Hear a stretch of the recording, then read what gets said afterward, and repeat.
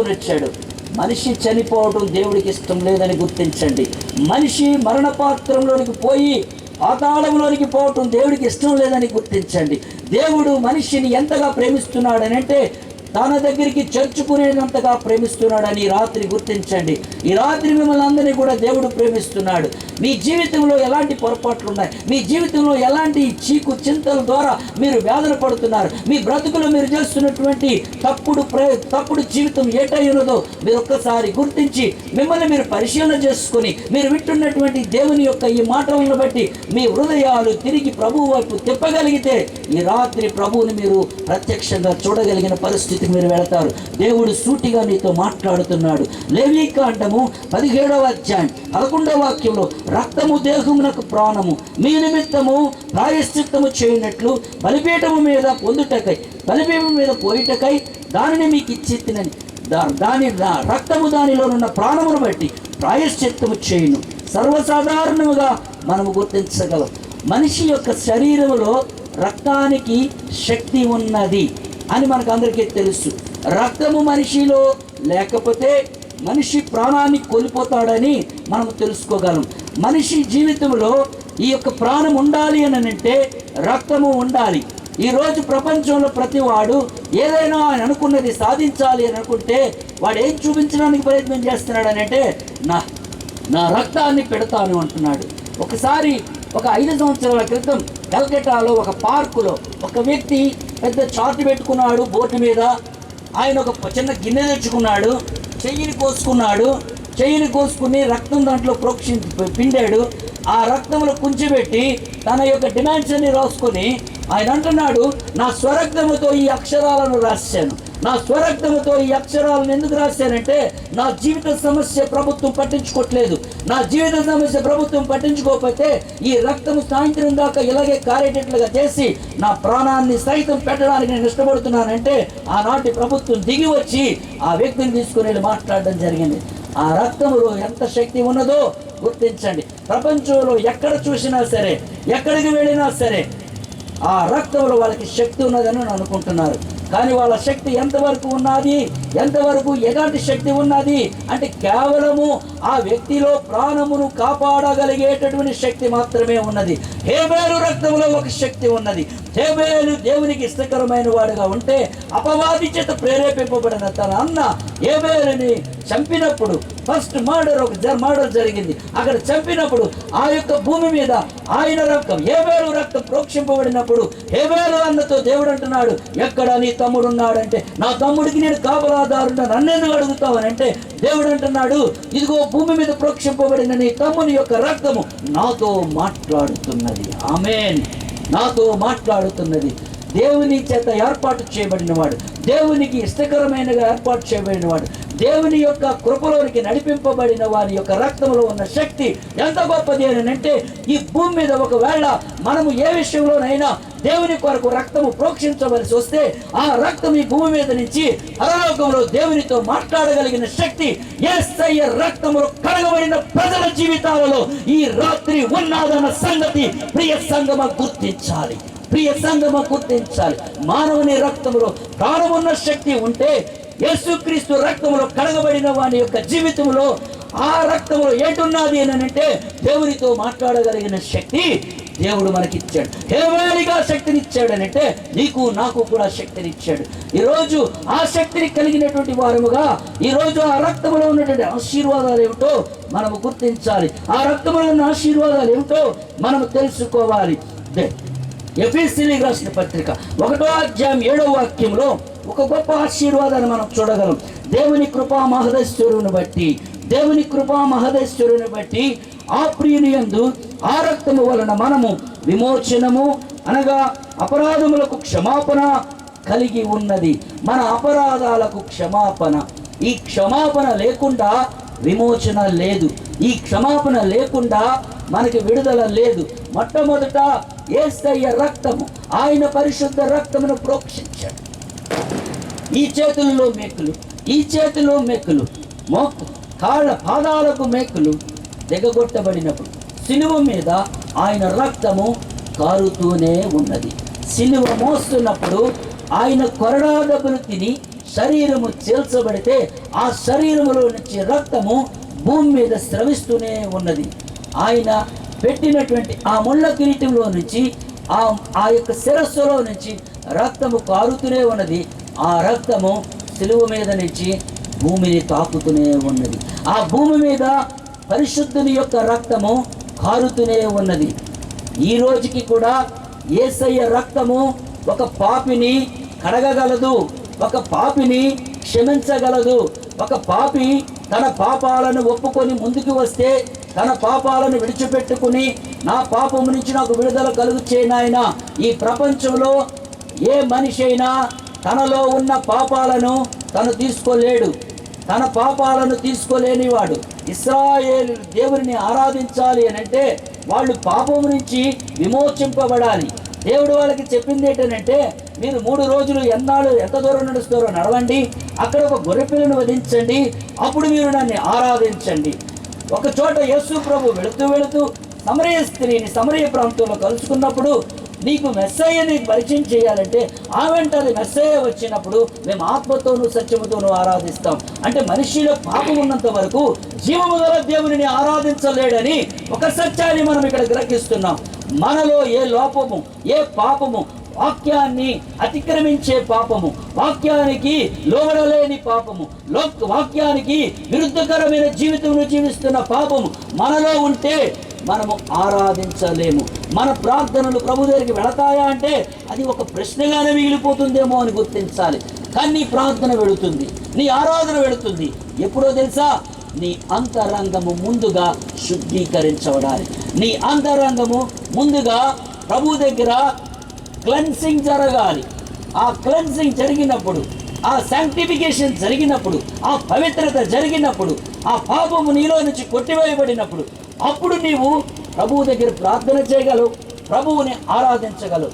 నిజమైన ఆరాధికులు ఎప్పుడు వస్తారు, ఎలా మార్చబడతారంటే వాళ్ళు దేవుడు చెప్పినట్లుగా 3 రోజులు నడిచి గొర్రెపిల్లను వధించినప్పుడు వాళ్ళు ఆరాధించారు. అక్కడ గొర్రెపిల్ల రక్తము వాళ్ళ యొక్క గుమ్మం మీద ప్రోక్షించినప్పుడు ఆ గుమ్మంలోనికి మరణదూత ప్రవేశించలేకపోయాడు. ఆ యొక్క రక్తము ఈ గుమ్మం మీదన ప్రోక్షింపబడింది, కుడివైపు ప్రోక్షింపబడింది, ఎడమవైపు ప్రోక్షింపబడింది. మధ్యన మీరు ఇలా గీత గీస్తే అక్కడ మనకు ఒకటి కనిపిస్తుంది, సిలువ ఒకటి కనిపిస్తుంది. సిలువ మీద యేసయ్య ప్రోక్షించిన రక్తమును గురించి ఈరోజు మనం ధ్యానం చేస్తూ ఉంటుండగా ఆ రక్తము హేబేలు రక్తమే భూమిలో నుంచి దేవునితో మాట్లాడుతున్నప్పుడు, ఒక గొర్రెపిల్ల రక్తమే మనిషి యొక్క పాపాలను కప్పబడేటట్లుగా ఉన్నప్పుడు, యేసుక్రీస్తు యొక్క రక్తము ఆయన సిలువ మీద నుంచి భూమి మీదకి కారినప్పుడు, భూమి యేసయ్య పరిశుద్ధ రక్తంతో తడిచినప్పుడు, ఈ రోజుకి కూడా ఆ యేసయ్య రక్తము చేత ఈ భూమి తడపబడింది. కాబట్టే ఈ రాత్రి నువ్వు ఎక్కడ ఉన్నా సరే, ఈ రాత్రి ఏ స్థలం ఉన్నా సరే, ఈ రాత్రి నువ్వు ఎవరైనా సరే, ఈ రాత్రి యేసుని గురించి మొట్టమొదటిసారి వింటున్నా సరే, ఈ రాత్రి యేసు ప్రభుని నీవు ఎరగకుండా స్థితిలో ఉంటూ ఆ యేసయ్య రక్తం యొక్క ఆశీర్వాదం ఏమై ఉన్నదో నీవు గుర్తించి, నీవు ఆలోచించి, నువ్వు వింటున్నప్పుడు, ఇదిగో ఈ రాత్రి నీవు కూడా అయ్యో నేను పాపిని ప్రభువా, నాలో పాపం ఉంది నాయనా, నన్ను క్షమించు అని ఒక్క మాట నువ్వు చెప్పగలిగితే ఈ క్షణమందే నీవు విమోచింపబడతావు. పాపము నుంచి విమోచింపబడాలి అని అంటే, పాపము నుంచి విడుదల పొందుకోవాలి అని అంటే ఆ వ్యక్తి మొట్టమొదట క్షమింపబడాలి. ఏ వ్యక్తి అయితే ప్రభు దగ్గరికి వచ్చి నేను పాపిని దేవా నన్ను క్షమించు అని ఒక్క మాట చెప్పగలిగితే, దేవుడి దగ్గరికి నువ్వు వచ్చి ఇవ్వగలిగింది ఏమీ లేదు.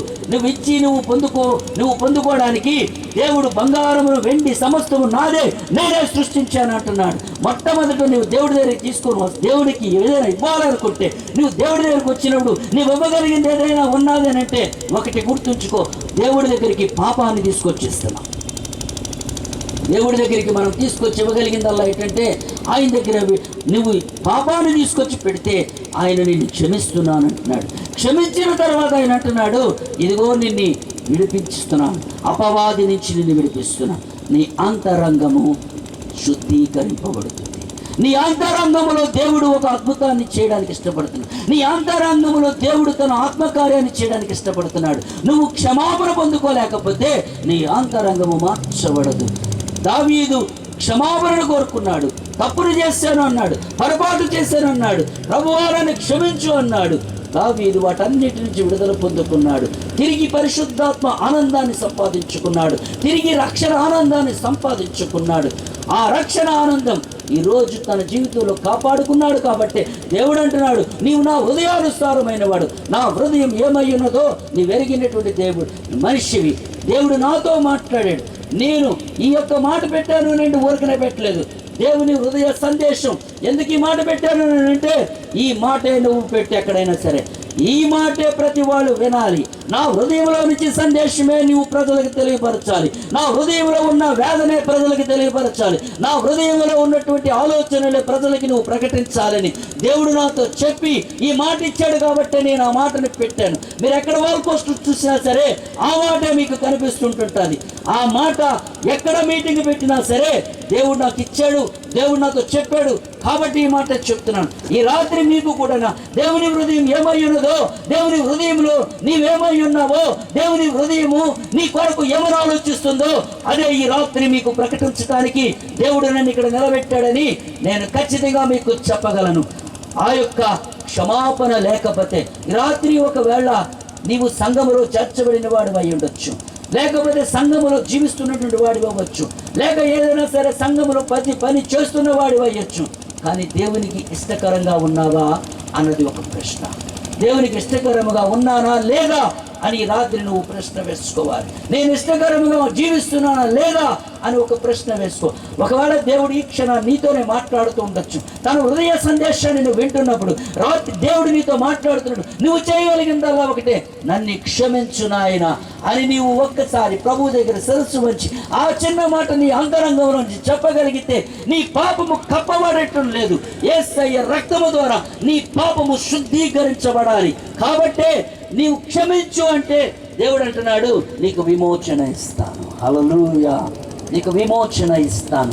మొదటి ఆశీర్వాదం, నీవు క్షమించు అని అడిగితే నీవు విమోచింపబడతావు. కొలస్సీలకు రాసిన పత్రిక 1వ అధ్యాయం 21వ వాక్యం, శిలువ రక్తము చేత సంధి చేసి ఆయన ద్వారా సమస్తమును, అవి భూమి అందున్నవైనను పరలోకమందున్నవైనను వాటిని అన్నిటినీ ఆయన ద్వారా తనతో సమాధానపరుచుకునవలని తండ్రి అభీష్టమాయను.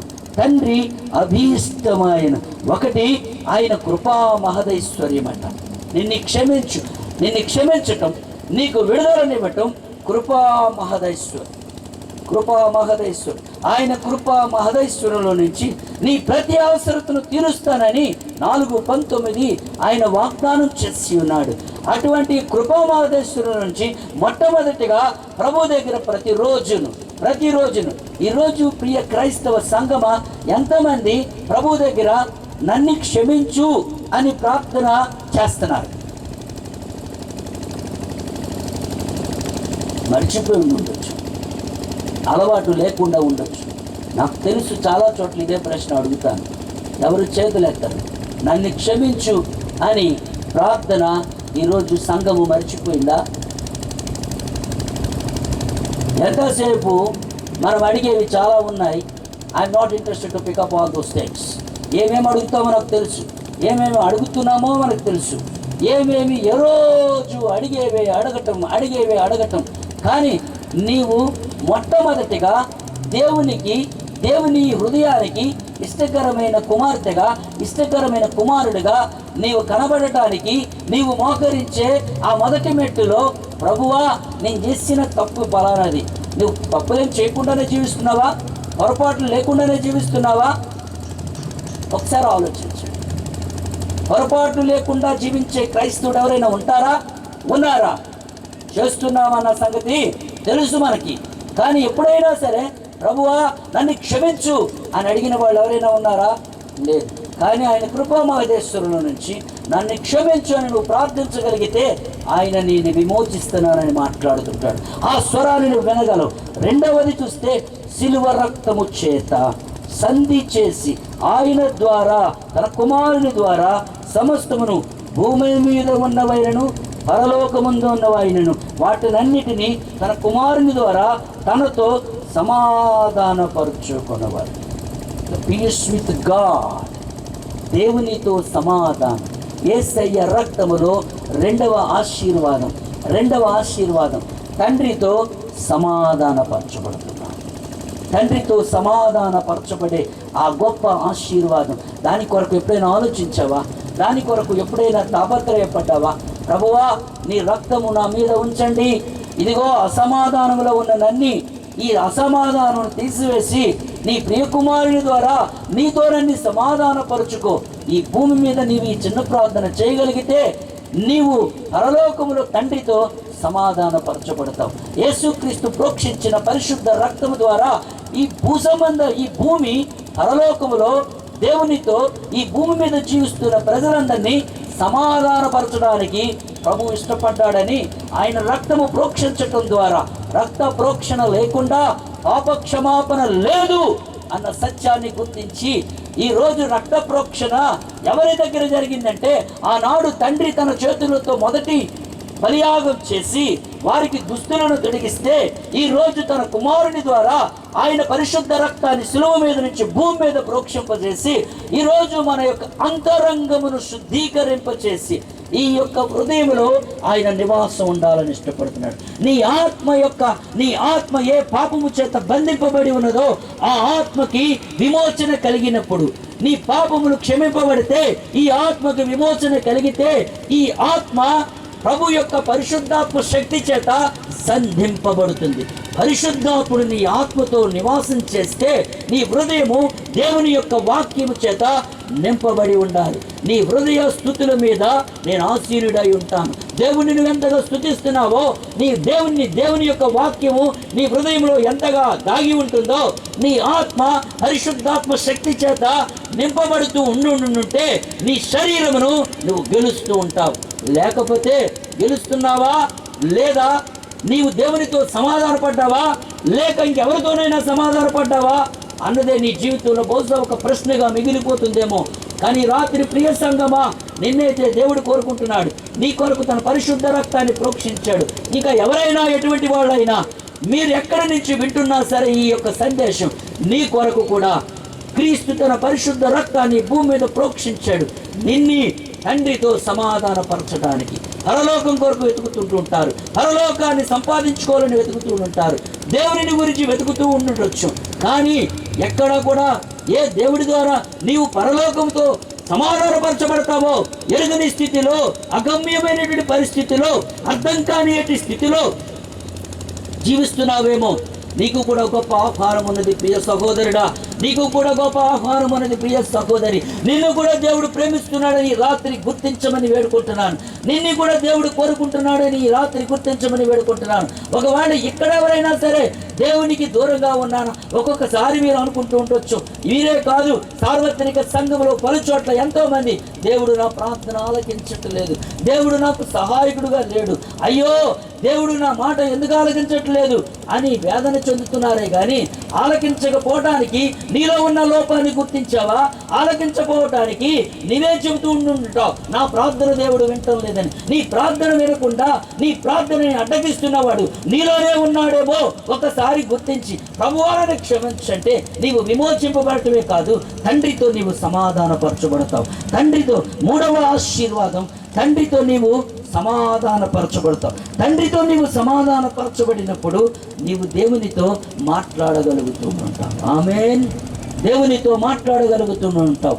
యోహాను సువార్త 1:7 ఆయన కుమారుడైన యేసుక్రీస్తు రక్తము ప్రతి పాపము నుండి మనలను పవిత్రులుగా చేయును. శాంక్టిఫికేషన్ పవిత్రులుగా చేయును. ప్రతిరోజు ఉదయాన్నే లేచి మనం ప్రార్థన చేస్తూ ఉంటాం, మంచిదే. తర్వాత భోజనాలు చేస్తున్నప్పుడు ప్రార్థన చేస్తూ ఉంటాం, రాత్రి పడుకుంటున్నప్పుడు ప్రార్థన చేస్తూ ఉంటాం. కానీ ఈ ప్రార్థనలకు అన్నిటికైనా మించిన ప్రార్థన నన్ను పవిత్రపరచు అని ఎంతమంది ప్రార్థన చేస్తున్నాం? నన్ను పవిత్రపరచు అని ఎంతమంది ప్రార్థనలు చేస్తున్నాం?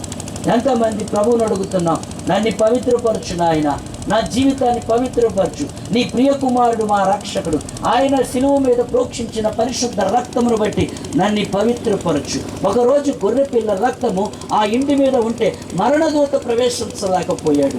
నీ యొక్క హృదయములో ఆ యొక్క రక్తము మచ్చ, క్రీస్తు యొక్క పరిశుద్ధ రక్తము ఆ యొక్క గుర్తు నీలో ఉంటే అపవాది నీ జీవితంలోనికి ప్రవేశించలేడు. అపవాది నీ హృదయంలోనికి ప్రవేశించలేడు. నీవు సమాధానపరచబడిన స్థితిలో ఉంటే నీకు తెలిసిపోతుంటుంది నేను చేసిన పొరపాటు ఏమిటో. ప్రియ సంగమా, పవిత్రపరచు అని ప్రార్థన మనం చేస్తున్నామా? పవిత్రపరచు అనే ప్రార్థన మనం నేర్చుకున్నామా?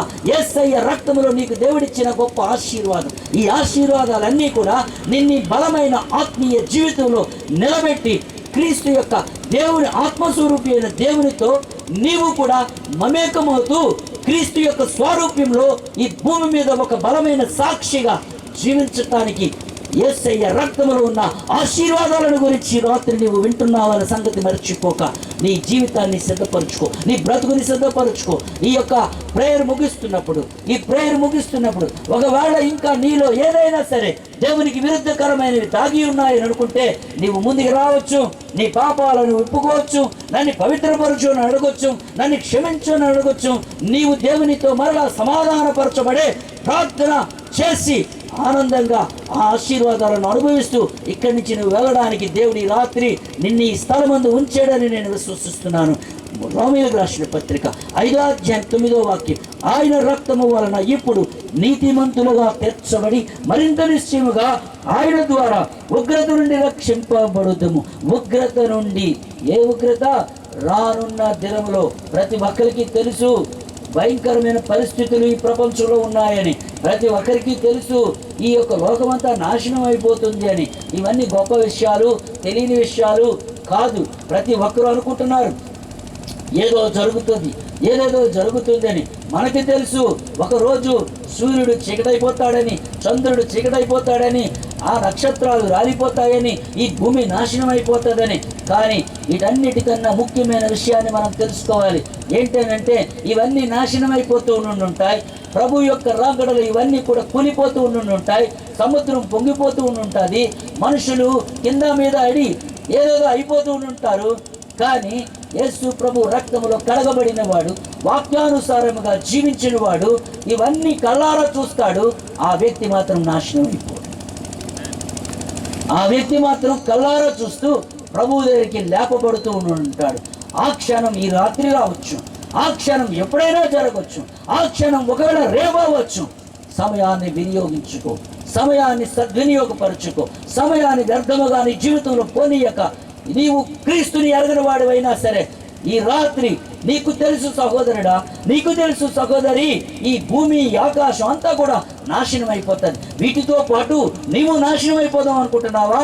ఈ నాశనం అయిపోయేవి ఎలాగా నాశనం అయిపోతాయి. కానీ ప్రభు యొక్క రక్తంలో నీ పాపాలను కడుగుకోవడానికి, నీ పాపాలను ఉతుకుకోవడానికి నువ్వు ఇష్టపడితే నీవు మాత్రం నాశనం అయిపోవు, నిత్య జీవమును కలిగిన వాడిగా లేపబడతావు అన్న సత్యాన్ని ఈ రాత్రి నీకు బోధిస్తుండగా, ఈ రాత్రి ప్రభు స్వరం నీ దగ్గరికి వస్తుండగా ఈ సమయాన్ని వ్యర్థం చేసుకోక ఈ యొక్క అవకాశాన్ని సద్వినియోగపరచుకోవడానికి నీ హృదయం ప్రభు తట్టు తిప్పు. పరిశుద్ధాత్ముడు నీలో కార్యం చేస్తుండగా ఆ పరిశుద్ధాత్ముని యొక్క స్వరానికి నీ హృదయాన్ని అప్పగించుకోవడానికి సిద్ధపడు. నీతిమంతులుగా తీర్చబడి మరింత నిశ్చయముగా ఉగ్రత నుంచి ఈ లోకములో ఒకటి ఉంది, స్వనీతి. లోకములో ప్రతివాడు కూడా స్వనీతిని ఆశ్రయించే జీవిస్తున్నాడు. ఈ లోకములో స్వనీతిని ఆశ్రయించే బ్రతుకుతున్నారు. ఒకప్పుడు నేను కూడా యేసుక్రీస్తుని ఎరగని దినాలలో, యేసుక్రీస్తుని తెలియని దినాలలో, యేసుక్రీస్తుని గురించి వినడానికి ఇష్టం లేని దినాలలో, యేసుక్రీస్తునికి అక్కరలేదు అనుకున్న దినాలలో, యేసుక్రీస్తు మన దేశానికి చెందిన దేవుడు కాదు, మనకెందుకు ఇదంతా వినవలసిన అవసరం మనకుందా అనుకున్న దినాలలో, ఆ ప్రభువును గురించి నేను హెళవేస్తూ జీవిస్తున్నటువంటి దినాలలో నేను అనుకునేవాడిని, మనకున్నవి చాలు, నాకున్న భక్తి నాకు చాలు అనుకున్నటువంటి దినాలు నాకు ఉన్నాయి. నా స్వరీతిలో నేను జీవిస్తున్నటువంటి దినాలు నాకు ఉన్నాయి. నేను మంచివాడిని అనుకుంటున్నటువంటి దినాలు నాకున్నాయి. ప్రతి ఒక్కరు కూడా తాను మంచివాడు అనుకుంటేనే జీవించగలడు. ప్రతి ఒక్కడు కూడా నేను చేస్తుంది మంచి అనుకుంటేనే జీవించగలడు. 1000 రూపాయలు లంచం తీసుకున్నవాడు 1,00,000 రూపాయలు లంచం తీసుకున్న వాడితో పోల్చుకొని నేను 1000 రూపాయలే కదా, నేను తక్కువ తీసుకుంటున్నాను, వాడు 1,00,000 రూపాయలు తీసుకుంటున్నాడు, వాడికన్నా నేను మంచివాడిని అనుకునే స్వరీతిలో యేసుక్రీస్తుని లేనివారు, యేసుక్రీస్తు రక్తంలో కడగబడలేని వారు, యేసుక్రీస్తు స్వరక్షకుడుగా స్వీకరించలేని వారి బ్రతుకులో ఈ స్వరీతి పనిచేస్తూ ఉంటే ఈ స్వరీతి ఎవరిదై ఉన్నది? ఈ స్వరీతి ఎటువైపు తీసుకొని వెళుతుంది అని అంటే దేవుని నుంచి నేను దూరంగా తీసుకెళ్ళిపోతుందేమో. ఒకనాటి జీవితంలో నా మట్టుకు నేను అనుకునేవాడిని, నా జీవితంలో తప్పులు ఉన్నాయి, పొరపాట్లు ఉన్నాయి, పాపం ఉంది, భయంకరమైనటువంటి జీవితం ఉంది. కానీ బయటికి ఎవరికి కనిపించకూడదు. బయటికి ప్రతి వాడికి మంచిగా కనిపించాలి, లోపల మాత్రం భయంకరమైన పాపము దాగి ఉంటుంది. అది స్వనీతి. అలాంటి స్వనీతిలో ఓ క్రైస్తవుడా నువ్వు జీవిస్తున్నావా? అలాంటి స్వనీతిలో నువ్వు బ్రతుకుతున్నావా? అలాంటి స్వనీతిలో నువ్వు బ్రతుకుతుంటే ఈ రాత్రి యేసయ్య రక్తం నీకు అవసరమైనది. ఈ రాత్రి యేసయ్య రక్తంలో నీవు కడగబడటం నీవు నేర్చుకుంటే, ఈ రాత్రి ఆ యేసయ్య రక్తాన్ని నీ మీదకి నువ్వు కోరుకుంటే, నీ స్వనీతి నుంచి నువ్వు విడుదల పొందుకొని నీవు దేవుని నీతిలోనికి నడిపిపోతావు. దేవుని నీతి ఏమిటి? స్వనీతి కొట్టబడినప్పుడు దేవుని నీతి ఆయన వాక్యానుసారంగా జీవించటమే. ఆమేన్. దేవుని నీతి ఆయన చెప్పిన మాట ప్రకారంగా జీవించటమే. యేసు ప్రభువు అని అంటారు. అవునంటే అవును, కాదంటే కాదు. నీవు జీవించవలసిన జీవన విధానం అదే. నీ బ్రతుకు అలాగే ఉండాలి. దేవుని యొక్క నీతిని బట్టి నువ్వు జీవించాలి, అంతేగాని మన యొక్క స్వనీతిని బట్టి కాదు. చాలా ప్రాబ్లం ఎక్కడ ఉన్నది? ఈ యొక్క క్రైస్తవ సంఘము, క్రైస్తవ విశ్వాసంలో ఏటున్నది అని అంటే, ఇప్పటికీ కూడా నేను మంచివాడని అనుకుంటూ ఇంకొకడు మంచివాడు కాదు అనుకుని జీవించటమే ఆ స్వనీతి. ఆ స్వనీతిని గురించి ప్రభువారు అంటున్నారు, ఇదిగో నీవు ఇంకొకటి కంటిలో నలుసుని చూస్తే నీ కంటిలో దూలం ఉన్నదన్న సంగతి మరచిపోక. అవతల వాడి దగ్గర నీవు నలుసుని చూస్తున్నావు, కానీ నీలో ఉన్నది ఏమిటో చెప్తున్నాడు, దూలం ఉన్నదని. ఈ దూలమే స్వనీతి. ఇంకొకరి దృష్టిలో చిన్న నలుసుని చూసేటట్లుగా చేస్తూ నీ జీవితము దేవునికి దూరం చేసుకొని బతుకుతున్నావా, లేక దేవునికి దగ్గరగా ఉండాలని జీవిస్తున్నావా? ఆయన నీతి పరిపాలనలో, ఆయన నీతి రాజుగా, ఆయన రక్తములో నీ జీవితము శుద్ధీకరింపబడినప్పుడు ఆ స్వనీతి నీ జీవితాన్ని పరిపాలన చేస్తుంది. ఆమేన్. ఆ స్వనీతి నీ జీవితాన్ని పరిపాలన చేస్తుంది. అటువంటి స్వనీతి, ఆ యొక్క నీతి, ఆ స్వనీతిని తీసివేసి దేవుని యొక్క నీతిని కలిగి ఆ నీతి పరిపాలనలో నీవు జీవించాలని ఇష్టపడుతున్నావా? ఆ నీతి పరిపాలన నీవు కోరుకుంటున్నావా? ఆ నీతి పరిపాలన నీ జీవితంలో ఉండాలని ఇష్టపడుతున్నావా? ఆ నీతి పరిపాలన నీలో ఉండాలంటే ఆ నీతికి రాజు అయినటువంటి యేసయ్య ఆయన నీ హృదయంలో నివాసం చేసేటట్లుగా నీవు ఆహ్వానిస్తున్నావా? ఆయన్ని కోరుకుంటున్నావా లేదా? రోమీయులకు రాసిన పత్రిక 5వ అధ్యాయం 8వ వాక్యం, దేవుడు మన ఎడల తన ప్రేమను వెల్లడిపరుచుచున్నాడు. ఎట్లనగా మనం ఇంకను పాపులమై ఉండంగానే క్రీస్తు మన కొరకు చనిపోయాను, ఆయన రక్తమును విడిచిపెట్టి ఆయన మరణము చెందాడు. ఆ మరణములో నుంచి ఆయన తన ప్రేమను వెల్లడిపరుస్తున్నాడు, ఆ ప్రేమను చూపిస్తున్నాడు. రెండు చేతులు చాచి ఆయన ప్రపంచాన్ని ఎంతగా ప్రేమిస్తున్నాడంటే పాపులుగా ఉండంగానే తన యొక్క ప్రాణాన్ని విడిచిపెడుతున్నాడు. ప్రియులారా, పాపములో జీవిస్తున్నావా? పాపములోనే బ్రతుకుతున్నావా? ఇంకా పాపములోనే నువ్వు జీవిస్తూ ఆ పాపముని అంటిపెట్టుకొని ఉండాలనుకుంటున్నావా?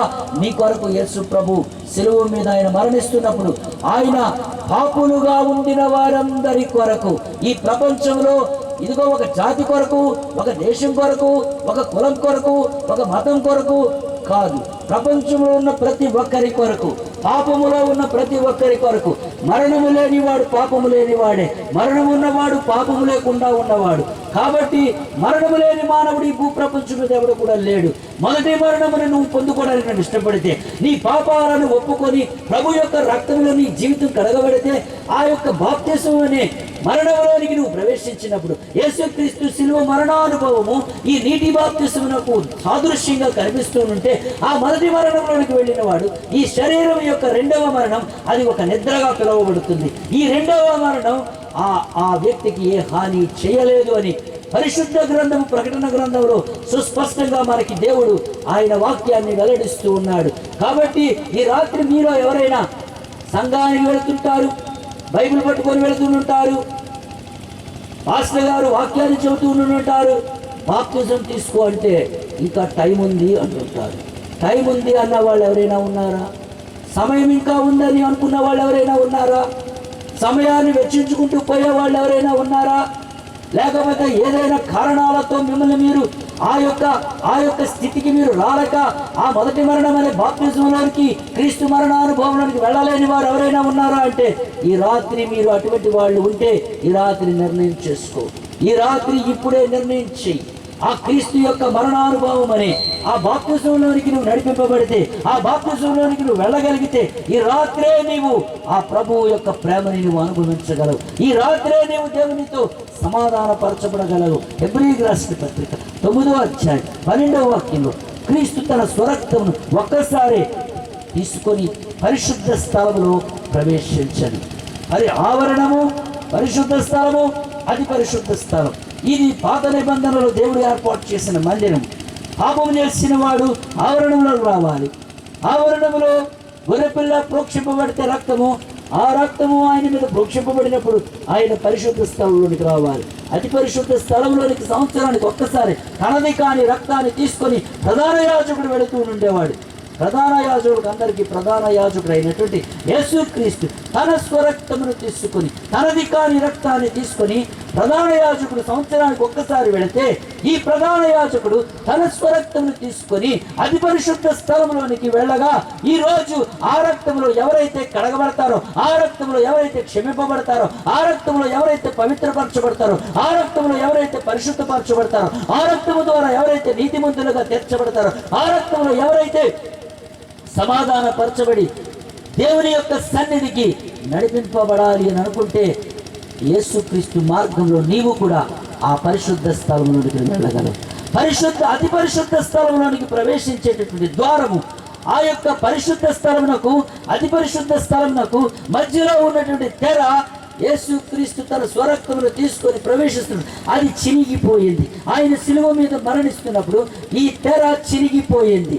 ఈ తెర చినిగిపోవడానికి కారణం, ఆయన తన స్వరక్తమును తీసుకొని అతి పరిశుద్ధ స్థలములో తన తండ్రి దగ్గరికి వెళ్ళి, ఇదిగో ఈ ప్రజలందరి పాపాల కొరకు నా సొంత రక్తాన్ని ప్రోక్షించమని సెలవిచ్చావు. ఇదిగో నా సొంత రక్తము వీళ్ళందరి కోసం ప్రోక్షించి నీ సన్నిధికి నేను వచ్చాను. ఇదిగో ఈ రక్తాన్ని నీ ముందు ఉంచుతున్నాను. ఆ రక్తము దేనిని గుర్తు చేస్తుంది అని అంటే, అపోస్తుల కార్యము 20వ అధ్యాయం 28వ వాక్యంలో దేవుడు తన స్వరక్తం ఇచ్చి సంపాదించుకున్న సంఘము. యేసుక్రీస్తు ఆయన స్వరక్తమును తీసుకొని ఆయన తండ్రి దగ్గరికి వెళ్ళి, ఆ తండ్రి దగ్గర ఆ పరిశుద్ధ రక్తాన్ని చూపిస్తున్నప్పుడు తండ్రితో ఏం చెప్తున్నాడంటే, ఇదిగో ఈ రక్తములో కడగబడినటువంటి ప్రతి ఒక్కరు కూడా పరిశుద్ధ సంఘముగా, కనబడిన సంఘముగా ఈరోజు నీ ముందు పెడుతున్నాను ప్రభువా.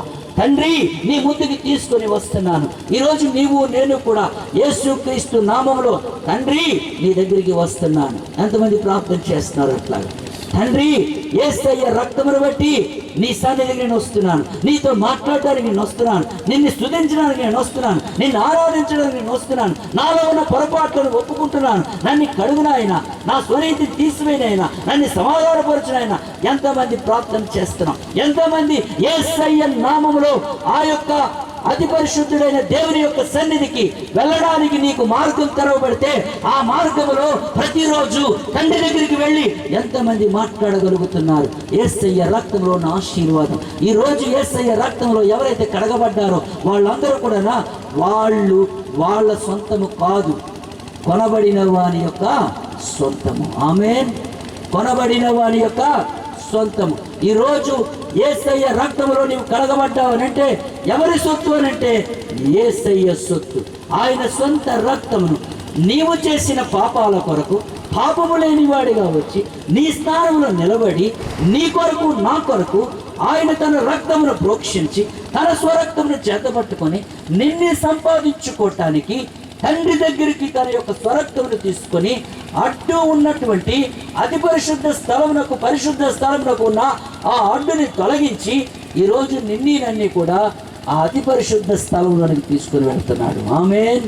అతి పరిశుద్ధ స్థలంలోనికి, ఇక్కడ మందిరంలో నీవు పరిశుద్ధ దేవుని యొక్క సన్నిధి, యేసయ్య నామం పేరు పెట్టబడిన సంఘములో ఇక్కడ నీవు స్తుతిస్తూ ఉంటే, ఆరాధిస్తూ ఉంటే, ప్రస్తుతం నీ ప్రార్థనలు పరలోకానికి వెళుతూ ఉంటే, ఒకరోజు నీవు ఆ యేసయ్య రక్తమును బట్టి పరలోకములో అతి పరిశుద్ధ దేవుని ముందు నిలబడగలుగుతావు. ఈ రాత్రి ఒక్కసారి ఆలోచించుకో. ఈ రాత్రి ఒక్కసారి తీర్మానం చేసుకో. ఈ రాత్రి నీవు ఆలోచించి ఎలాంటి జీవితంలో ఉన్నావు, ఎలాంటి బ్రతుకులో ఉన్నావు? ఆ నీతి రాజుని పరిపాలిస్తున్నాడా? దేవునితో సమాధానపరచబడ్డావా? ఈ ఆశీర్వాదాలు నీకున్నాయా? నీవు కొనబడిన వాడవు, కొనబడిన దానివి, సంపాదించబడినటువంటి ప్రజలు ఆయన సంపాదించుకున్నాడు. ఆయన సంపాదించుకున్న ప్రజలంగా ఆయన మహిమపరిచే వాళ్ళంగా జీవిస్తున్నామా? ఒకసారి అందరూ లేచి నిలబడండి. నీవు ఎక్కడ నిలబడతావో ఆఖరి మాట మనం చూసుకొని ప్రార్థన చేసుకుంటాం. నేను ఎక్కడ నిలబెట్టాలనుకుంటున్నాడో ఈ రాత్రి తెలుసుకుంటాం. ప్రకటన గ్రంథం 12వ అధ్యాయం 11వ వాక్యం, వారు గొర్రె పిల్ల రక్తమును బట్టి తామిచ్చిన సాక్ష్యమును బట్టి వారిని జయించి ఉన్నారు, కానీ మరణము వరకు తమ ప్రాణములను ప్రేమించిన వారు కారు. 12వ అధ్యాయం 11వ వాక్యం, నీ కొరకు పరలోకములో ఒక సాక్ష్యం వినబడుతుంది. నీవు పరలోకములో అతి పరిశుద్ధ స్థలంలోనికి, ఇప్పుడు పరిశుద్ధ స్థలంలోనికి ప్రవేశిస్తున్నావు. మందిరములో నీవు కుమారుడుగా కుమార్తెగా ఉన్నావు. ఆ మందిరానికి క్రీస్తు శిరస్సు అయి ఉన్నాడు. ఆ క్రీస్తు యొక్క రక్తంలో నీ జీవితం కడగబడింది. నీవు క్షమించబడ్డావు, నీ విమోచింపబడ్డావు, సమాధానపరచబడ్డావు, పవిత్రపరచబడ్డావు, పరిశుద్ధపరచబడ్డావు, దేవుని చేత ప్రేమించబడ్డావు. యేసయ్య ప్రేమని నువ్వు అనుభవిస్తున్నావు. కానీ నువ్వు వెళ్ళవలసిన స్థలం ఒకటి ఉంది. అక్కడ అతి పరిశుద్ధ స్థలానికి నువ్వు వెళ్ళాలి. పరిశుద్ధ